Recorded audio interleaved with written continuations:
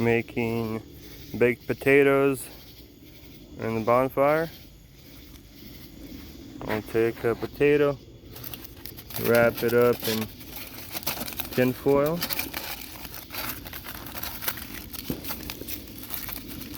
make sure the potato's not showing.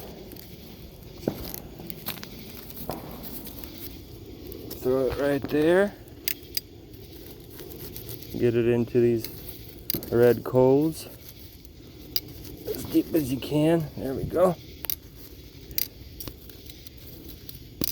Cover it up. Wait about an hour. It'll be done. So it's been about an hour. Dig it up.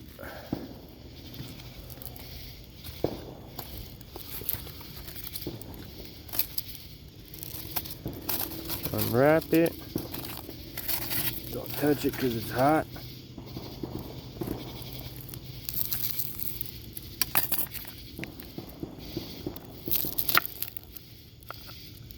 There we go.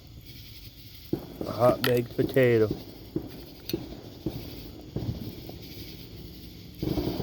Put some sour cream on it, whatever else you want.